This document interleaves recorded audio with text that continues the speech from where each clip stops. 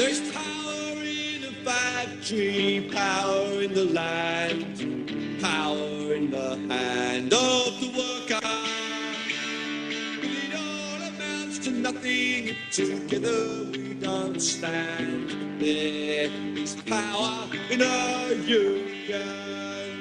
Now the lessons of the past were all learned with workers' blood and strikes on.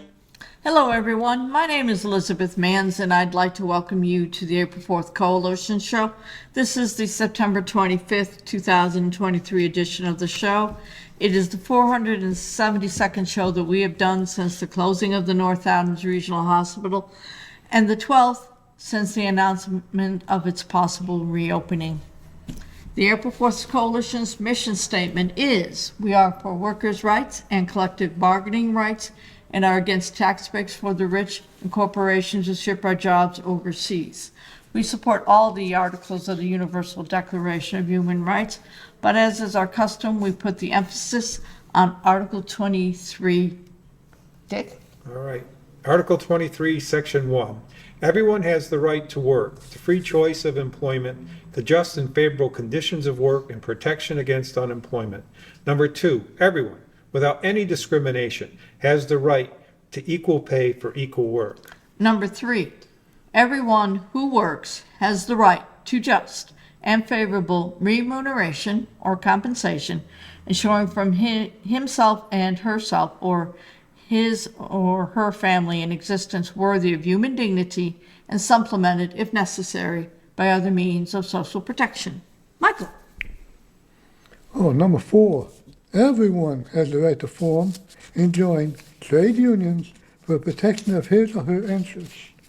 And as is our custom, we would like to thank Michael Putnam, who I believe is still the program director for the community radio station, WMNB LP 107.1, for airing the audio portion of our shows on Fridays at 6 p.m., and to the fabulous staff here at Northern Berkshire Community Television Corporation for helping us produce the show. So big thank you to David Fabiano, Joanne Hurlbuck, and Nicole Brown.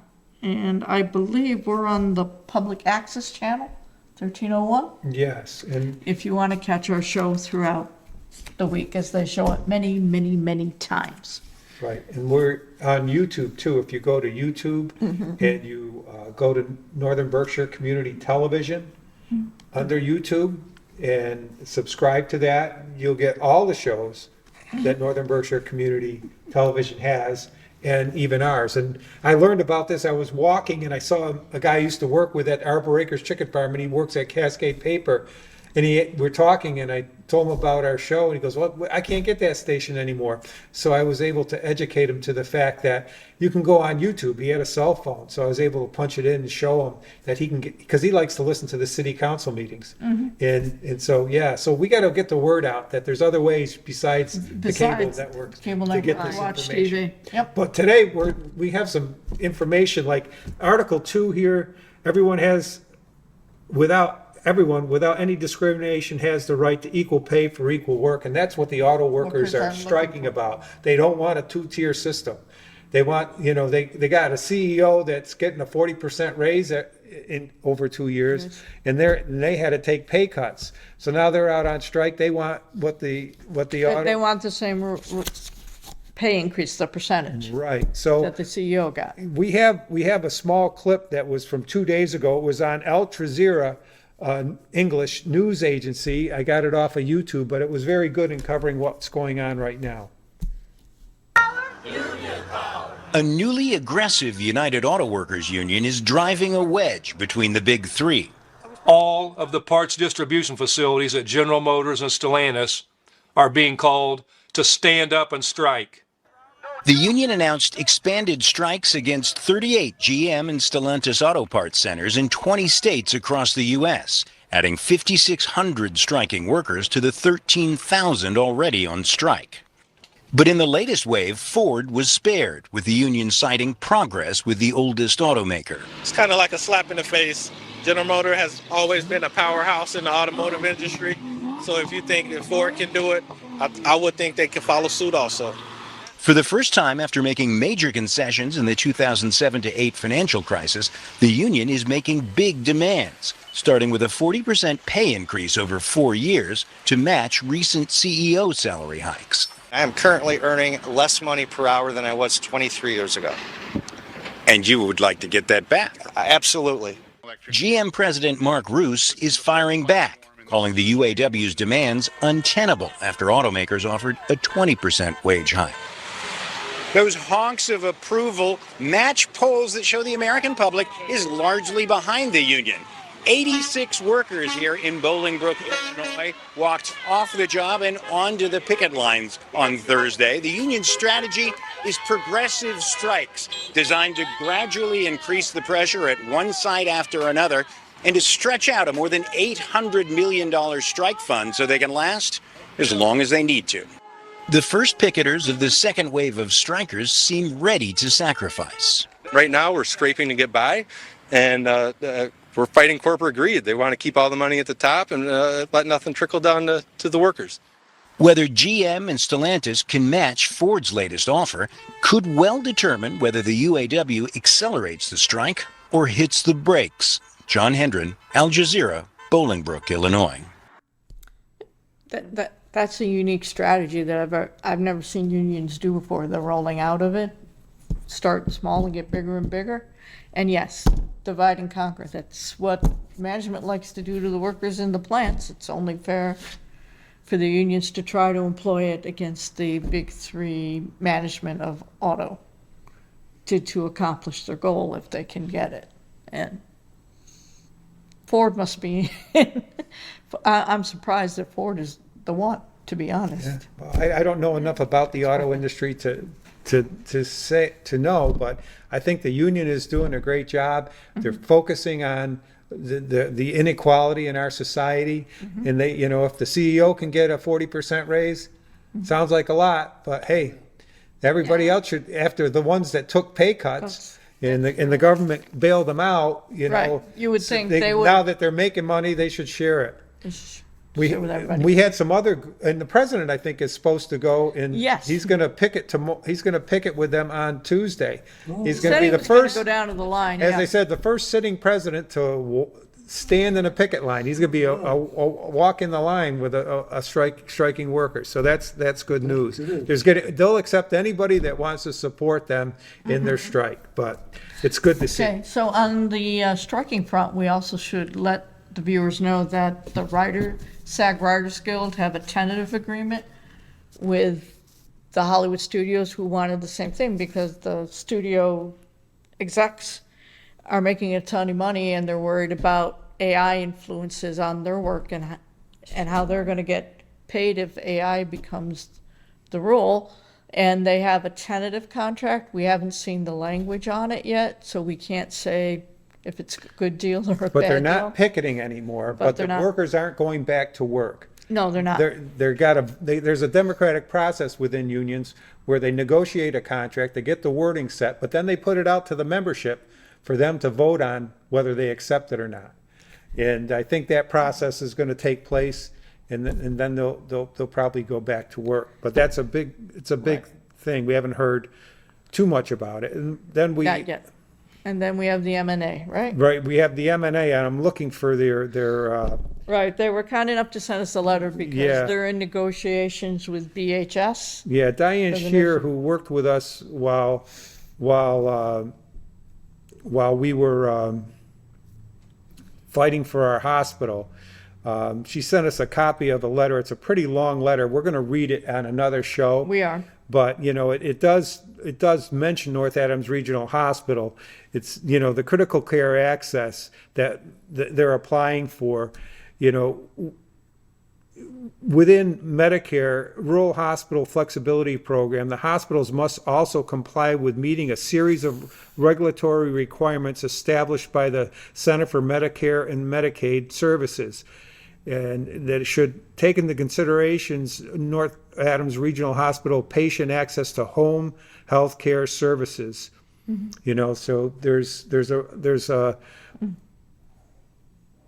the home health care services the removal of nearly 1/3 of the towns in North Berkshire County for new patients in the area could impact the community of care for those using newly reopened NARH. So we'll read the entire letter, but Right, that sounds confusing because the towns didn't go anywhere, so how? no, but they don't have enough staff. So what they're doing is they're not taking any new patients in certain towns because they don't have enough staff.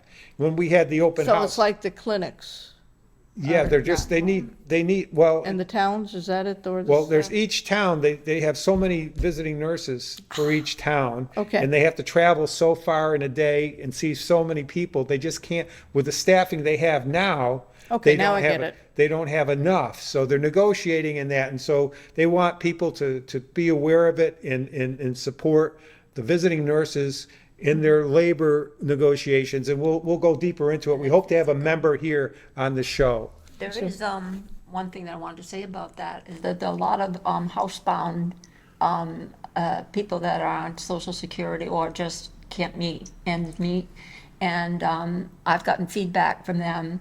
Actually, I work for, and she says, "Well, I can't get enough time, and a physical therapist can't come over," and the VNA, they're really strapped too.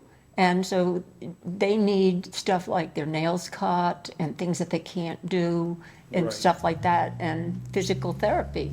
One of my friends hasn't been able to get a physical therapist to go over even. And So, I think what the union is saying is if they maybe made the salary, the pay better for visiting nurses, they could get more nurses To come in. and do that work. Exactly. So they need And they're better not even- staffing and they Not need enough better people. pay Right. to increase the number of nurses that'll come into it. So let's hope and advocate for that because I too really want know to. people that are housebound and they do need this help. Oh, yeah. So, so those are the union things that we're going to deal with right now. Then we're going to sort of We're going to segue from the segue a little nurses bit. to Because I was the, out walking and I met someone that I used to deliver mail to, and I asked her how she was doing, and she said she was doing terrible. Her house got sold. are we doing the nurses next? Oh, that's right. I'm sorry. I messed That's up. why we did this. Yeah, that's right. I I don't jumped even know ahead. where we are. We're gonna do the maternity first. We were gonna talk about the housing crisis, but before we do that, we're gonna talk about hospitals and closing of hospitals.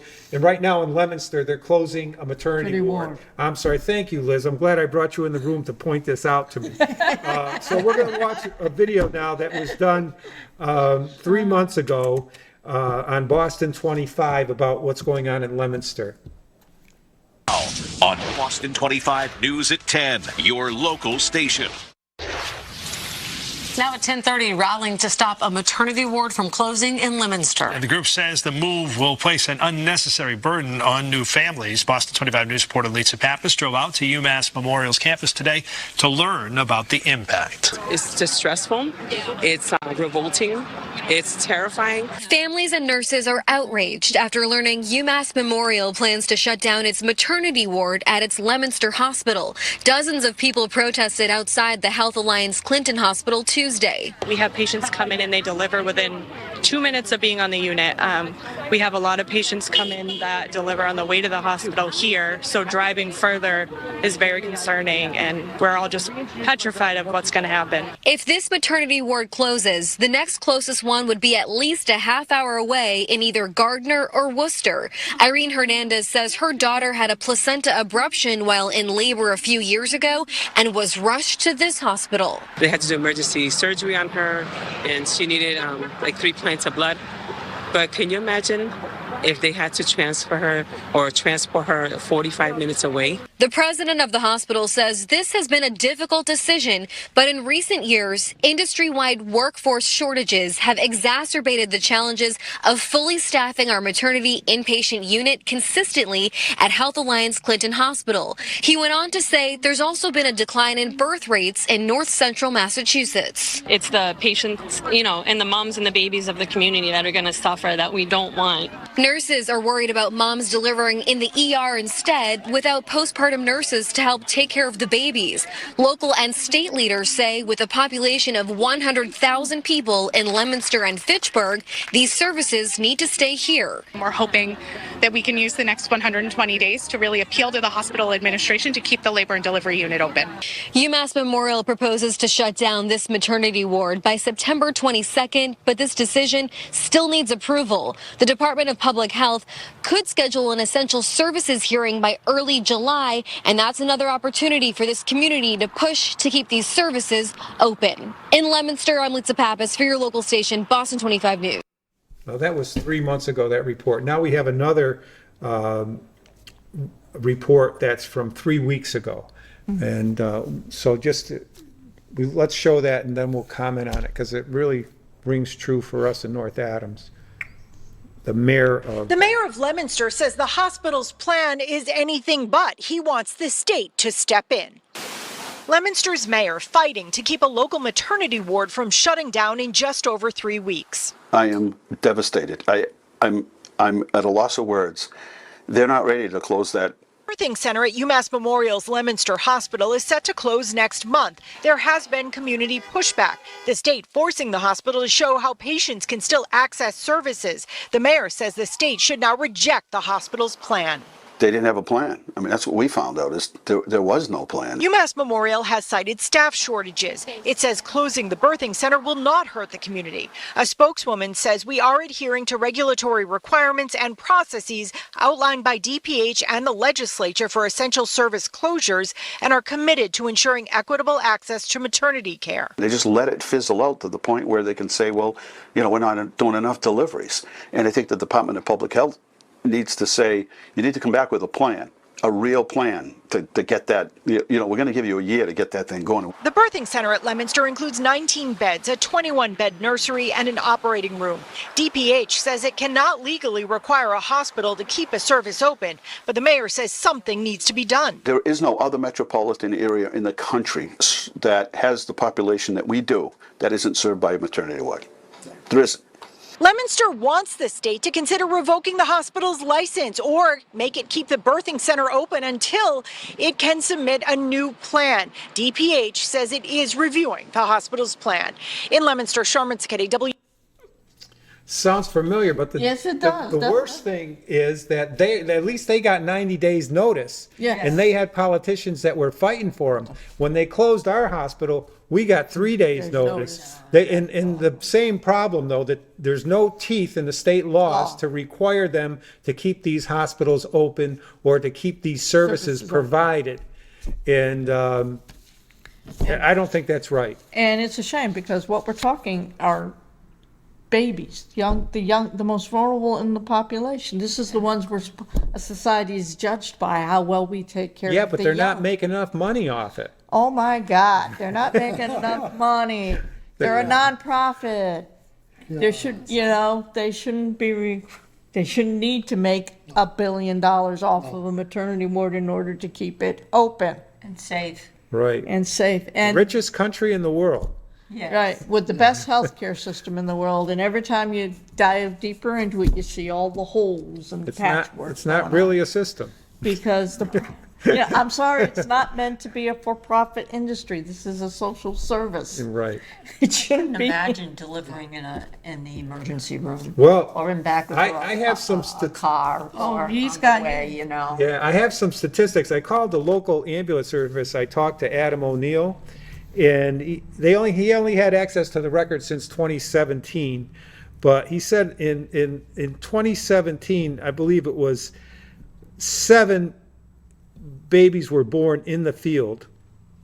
He had 5 born before they were picked up, before they got there. He said he was on one of them. It was up in Monroe Bridge, and by the time the ambulance got there, 45 minutes later, the baby was already born.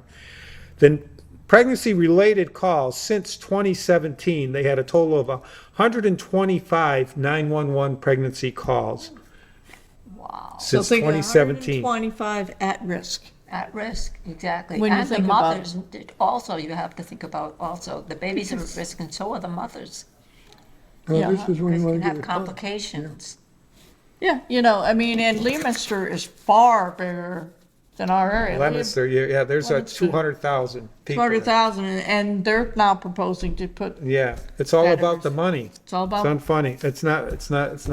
you know, funny at and all. the honest truth is keep pushing back, because what's going to change society is protesting and raising your voice. Even if your maternity ward closes in Leominster, keep fighting to get it reopened. We have to build birthing centers, and we have to put priorities for women and children first. Didn't they say that on lifeboats? Women and children first. You They know? do? Dick and Liz, I have to give you congratulations because you fought for 10 years to get some beds in that We. hospital. We all fought. But we got- But, I mean, we all did, but But I didn't think- even know about your show. Yeah. Yeah, Well, you know? Yeah. Well, we all did. It's just we just got to keep advocating. That's Well, all. that's it, yeah. And we're going to do some other advocating, because I jumped ahead of us. We still have a couple of things we want to talk about, because not only We're is having an is there labor issues, not only is there labor issues, but there, you know, in healthcare issues, but there's also housing issues. Oh, And so, like, I talked to one woman that I know. I asked her how she was doing. I used to deliver mail to her. She said, not good. My house was sold. They raised the rent $1,000 a month. Here in North Adams, $1,000 a month they raised the rent. But we have a couple videos that we're going to show. One was made in About a year ago. about a year ago. That's right. And we'll watch that one first. And I think that's a PBS, GBH, WGBH 1 year ago. What's happening to housing in Massachusetts? So let's watch that.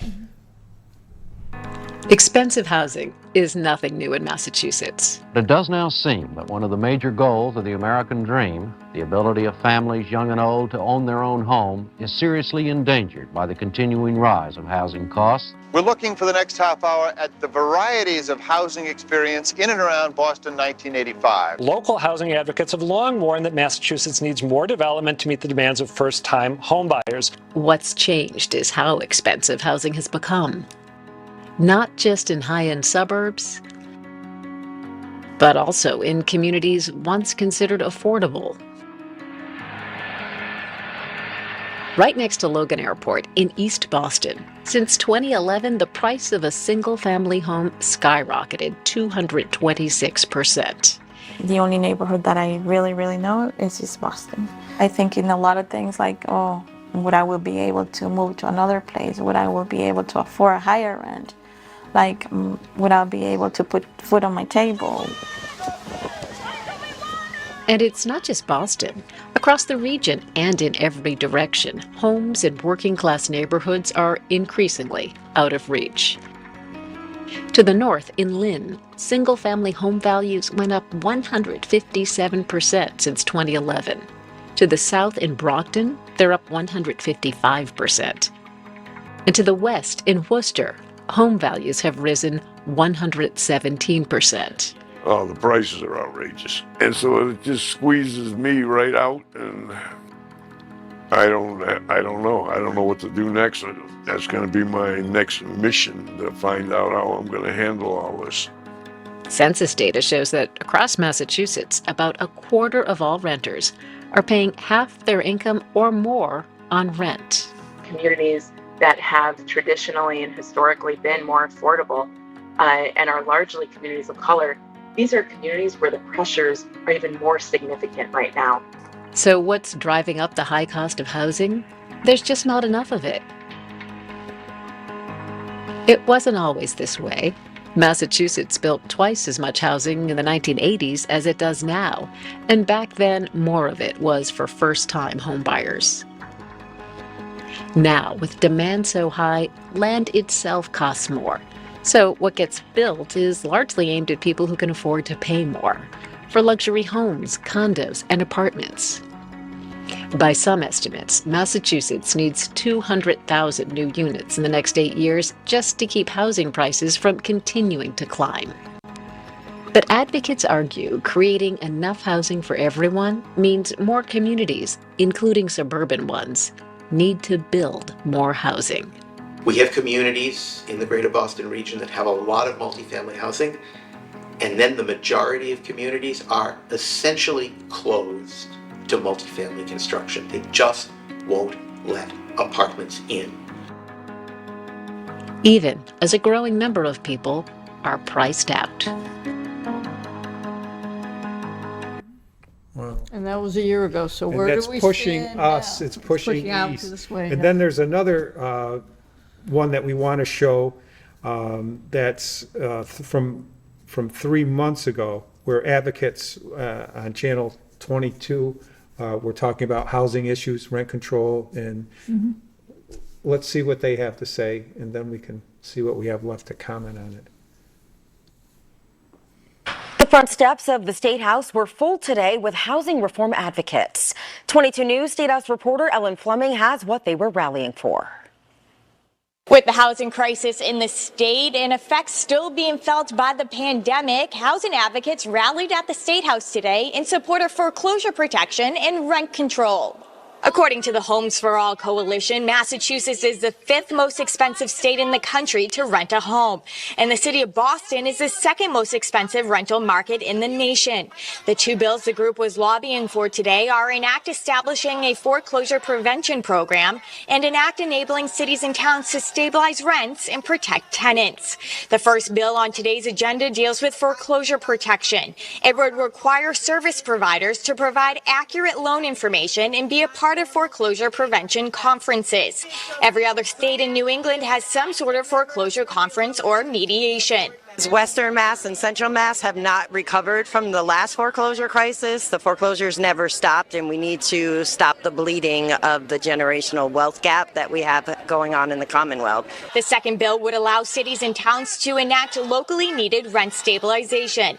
Tenants today said they're being squeezed out of their living situation by rising rents. Now, Governor Maura Healey has said that housing is a priority of hers and recently swore in a new housing secretary, the first one in more than 30 years.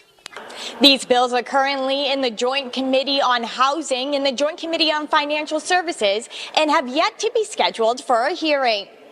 Working for you at the State House in Boston, Ellen Fleming, 22 News. They haven't been scheduled for a hearing. Yeah, they don't want to talk about. They don't want to talk about it. They don't want us to be able to go and say, listen, this has to be done. You know, this is a, you know, housing is a right. And my two sons, one is living in a tent. The other one probably will be living in a car. And they've been on a list now for over 2 years. And one of my sons is fighting with housing because he feels like he's being discriminated against. And he still hasn't, you know, had an appointment or anything. So, I mean, this is terrible. It is. The system really needs an overhaul, especially when you think there's like over 400 at that time. Looking No, at the Berkshire Eagle 41,500 from the that was in Berkshire this Eagle weekend. article, where they're vacant simply because they're waiting for the landlords to fix them or repair them, because we're relying on the private marketplace to do this, and we're just giving them money whether they're rented or not. The state continues to give them their share. I think the state should get not giving it to them until they get the houses rented again. When one becomes vacant, why should the landlord get money still? The tenant's not there. Yeah, we need more housing. We need more. I mean, we're very lucky in North Adams with what we have, but we need more. And That's gonna power be to it the today. people. Sorry that. We're cutting it now. See you next week. Sorry. Yeah. There's power in the factory, power in the land, power in the hand of the worker. But it all amounts to nothing if together we don't stand. There is power in our union. Now the lessons of the past were all learned with workers' blood. The strikes of the bosses we must fight for. From the cities and the farmlands to trenches full of mud, war's always been the boss's wife.